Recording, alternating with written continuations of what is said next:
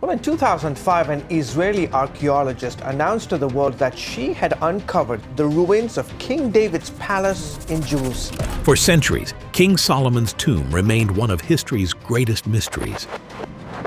Lost beneath layers of myth and legend, his reign, marked by unparalleled wisdom, wealth, and the construction of Jerusalem's Grand Temple, has fascinated scholars and believers alike.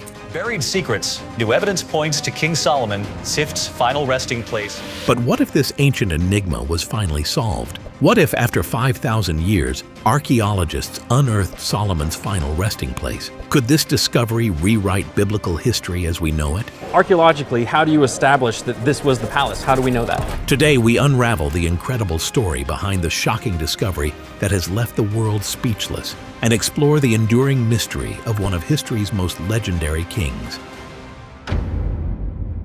King Solomon stands as one of the most iconic figures in biblical history, a king whose wisdom, wealth, and monumental projects have echoed through time. He ruled Israel during its golden age, overseeing a period of prosperity, cultural growth, and architectural splendor. His most famous achievement? The construction of the first temple in Jerusalem, a sacred place that became central to Jewish worship and identity. But Solomon's story extends beyond wealth and power. The Bible describes him as a ruler blessed with unmatched wisdom, settling disputes with remarkable insight. His name appears in religious texts across Judaism, Christianity, and Islam, cementing his status as a spiritual and historical giant. Yet for all his fame, the location of Solomon's tomb has remained elusive. Despite his monumental role in shaping the history of Jerusalem, no one has been able to confirm where the great king was laid to rest. This mystery only deepened over the centuries, leaving scholars to wonder was the story of Solomon's tomb was fact or merely legend.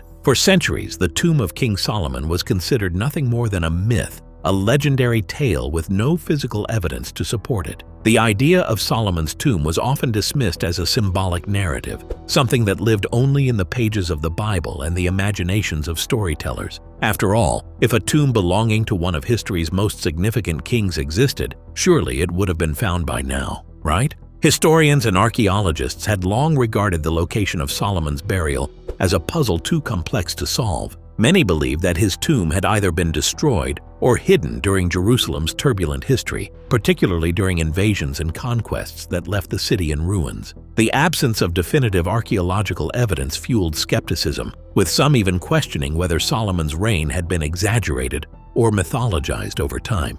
But despite these doubts, the allure of finding the tomb remained strong. The Bible's mention of Solomon's resting place sparked persistent theories about where it might lie, with many speculating it was somewhere within Jerusalem. For generations, the search seemed fruitless, and Solomon's tomb became a ghost, an elusive, haunting legend that sparked curiosity but defied discovery. However, in 2005, an unexpected breakthrough would shake the world of archaeology and challenge everything scholars had assumed about the tomb's existence. Well, in 2005, an Israeli archaeologist announced to the world that she had uncovered the ruins of King David's palace in Jerusalem. In 2005, renowned Israeli archaeologist Mazar made a discovery that would forever change the narrative surrounding King Solomon's tomb. Mazar, known for her groundbreaking work in Jerusalem's City of David, was not initially searching for Solomon's tomb. Her focus was on uncovering the ancient ruins of King David's palace, believed to be the heart of Jerusalem's royal power. Since then, Mazar has excavated various sites in Jerusalem, and as Gordon Robertson tells us, she's relied on the Bible to understand those discoveries. But as her team dug deeper into the ancient layers of the city, they uncovered something far more extraordinary. Mazar's excavation in the City of David, an area rich with historical significance, revealed ancient structures that appeared to date back to the time of Solomon's reign. These structures, which included walls, fortifications, and pottery, seemed to align with biblical descriptions of the city during Solomon's era. The discovery was not just a glimpse into the past, it was a tangible connection between the physical world and the biblical narrative. Among the most significant finds was what became known as the Cave of the Kings. This structure, though initially thought to be part of a royal palace, raised new questions. Could it be the tomb of King Solomon? The idea seemed almost too bold to be true, but the evidence was compelling. The site's proximity to ancient Jerusalem's royal quarters, combined with the artifacts uncovered, suggested that this location might be directly tied to Solomon's reign. For many, Mazar's discovery represented the first real clue in solving the centuries-old mystery of Solomon's tomb. Her findings challenged long-held assumptions and reignited a fierce debate about the historical accuracy of the Bible and the existence of Solomon's tomb. The excavation didn't just confirm that Solomon's city had existed, it hinted at the possibility that the king himself might have been buried here, hidden beneath the very city he helped build. And the lost tombs of the kings who were buried there began only in recent time. In 2009, Eilat Mazar's team resumed excavations in the city of David, and what they unearthed that year sent shockwaves through the world of biblical archaeology. While the 2005 discoveries had been groundbreaking, the 2009 excavation revealed even more compelling evidence that could finally link the city of David to King Solomon's reign and potentially point to the location of his tomb. Among the most significant finds in 2009 were key artifacts, including pottery, seals, and inscriptions that seemed to match the descriptions of Solomon's Jerusalem from the Bible. These items, some dating back to the 10th century BC, corresponded to the time when Solomon ruled Israel, further solidifying the idea that this area was indeed part of his kingdom. Well, in 2005, an Israeli archaeologist announced to the world that she had uncovered the ruins of King David's palace in Jerusalem. The pottery shards, in particular, carried inscriptions and decorative patterns that were consistent with the era, offering a clear temporal connection to the biblical king. One of the most exciting discoveries was the uncovering of ancient walls that appeared to be part of a larger, well-planned structure, possibly a royal palace or temple. These walls were made of large stones, consistent with the grand construction project Solomon was known for, including the first temple of Jerusalem. The sheer scale of the structure suggested that it could only have been built by a powerful king like Solomon, whose reign was marked by monumental building endeavors. The finds in 2009 reignited the debate about the existence of Solomon's tomb, with many now questioning whether this site could be the key to finally unlocking its location.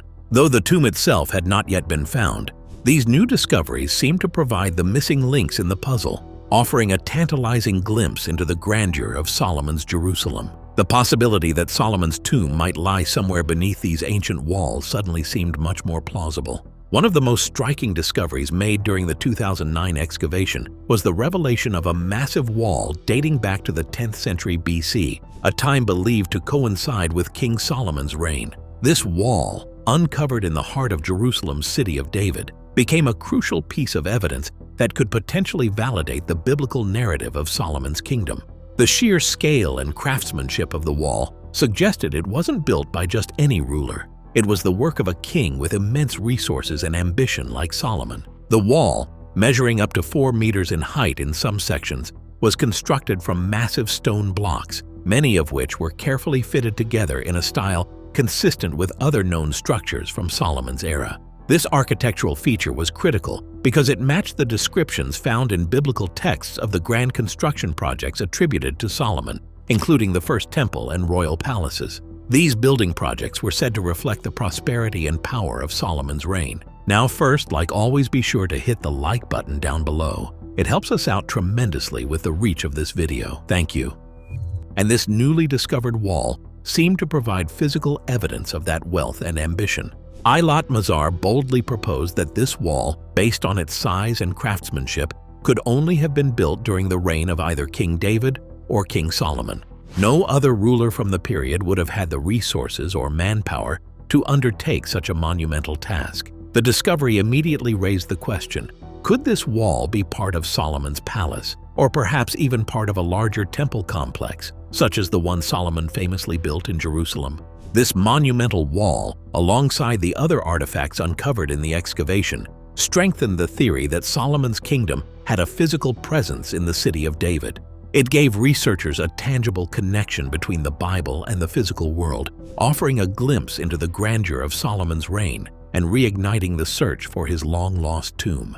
The search for King Solomon's tomb has been filled with speculation, and various theories have emerged over the centuries regarding its possible location. The most prominent theory places the tomb beneath Jerusalem's Temple Mount, a site of immense religious significance for Judaism, Christianity, and Islam. The Temple Mount, also home to the Dome of the Rock, is traditionally believed to be the site of Solomon's first temple. If his tomb were indeed hidden here, it would be located in the heart of Jerusalem's most sacred space, making its discovery nearly impossible due to both political and religious sensitivities surrounding the area. Excavations on the Temple Mount are highly restricted, leaving this theory largely untested. Another theory suggests that Solomon's tomb may be located on Mount Zion, an area historically associated with royal burials in Jerusalem. For years, scholars believed that Mount Zion was the resting place of Solomon and his father, King David. However, recent archaeological findings have cast doubt on this theory, as King David's tomb is now thought to be in the city of David, not Mount Zion. This shift in understanding raises questions about whether Solomon's final resting place was also hidden away on Mount Zion, or if the search has been misguided.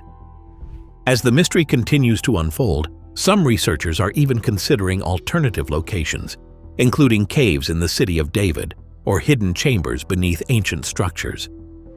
While the tomb's location remains elusive, these competing theories highlight the complexity of the search and the enduring fascination with uncovering Solomon's final resting place. One of the most intriguing underground sites in Jerusalem is Zedekiah's Cave, also known as Solomon's Quarries.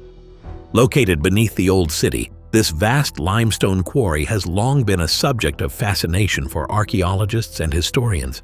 The cave stretches over 5 city blocks, offering a glimpse into the construction practices of ancient Jerusalem. Some scholars suggest that the cave may have played a significant role during the reign of King Solomon, particularly in the building of the first temple. According to ancient texts and local legend, the stone used to build Solomon's temple was quarried from beneath Jerusalem, and Zedekiah's Cave is often cited as the source of this sacred stone. The precision and size of the cut stones found in the cave are consistent with the high standards expected for royal construction projects in Solomon's time. While Zedekiah's Cave was primarily used in later periods, it's possible that Solomon's workers utilized these underground tunnels to extract the massive stones required for the temple. Some even speculate that the cave could hold the key to Solomon's tomb. Given the extensive and hidden nature of the cave system, it's not entirely out of the realm of possibility that Solomon's final resting place could be concealed within its depths. The cave's connection to Jerusalem's ancient construction and its proximity to the city of David have made it a significant site in the search for Solomon's tomb. Whether it will eventually reveal the king's final resting place remains to be seen, but it certainly adds another layer of mystery to the search. In recent years, a number of artifacts uncovered in Jerusalem have provided invaluable insights into the reign of King Solomon and the search for his tomb. Among the most significant finds are ancient seals and buoys, small clay fragments used to authenticate royal documents. Many of these artifacts bear the names of prominent figures from Solomon's era, such as royal officials and servants, offering a direct link to the political structure of his kingdom. One of the most notable discoveries is the seal of a royal official, which carries an inscription that may reference the time of Solomon. The presence of these artifacts in the city of David strengthens the theory that Solomon's Jerusalem was located here and that it was indeed a thriving, organized kingdom.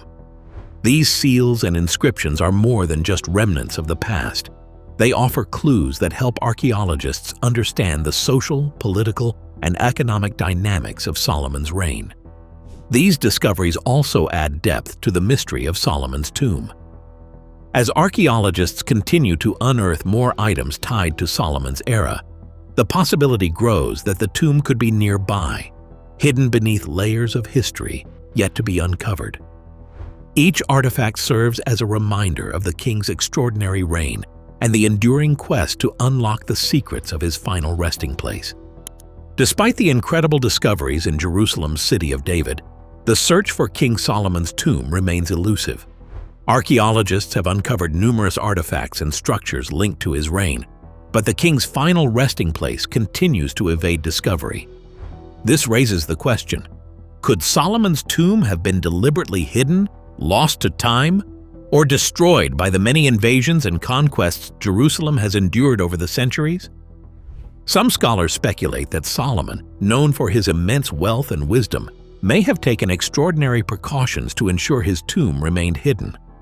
In ancient times, royal tombs were often concealed to protect them from looters and invaders. Given the turbulent history of Jerusalem, with its frequent sieges and power shifts, it's possible that Solomon's tomb was intentionally buried in a secret location to preserve its sanctity.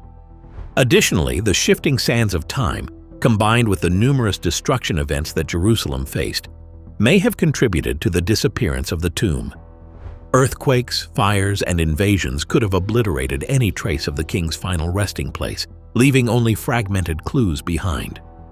While modern-day technology and methods continue to uncover new evidence, the mystery of Solomon's tomb remains one of the most compelling puzzles in biblical archaeology. As the search continues, one question persists: will Solomon's tomb ever be found, or has it been lost forever beneath the layers of history?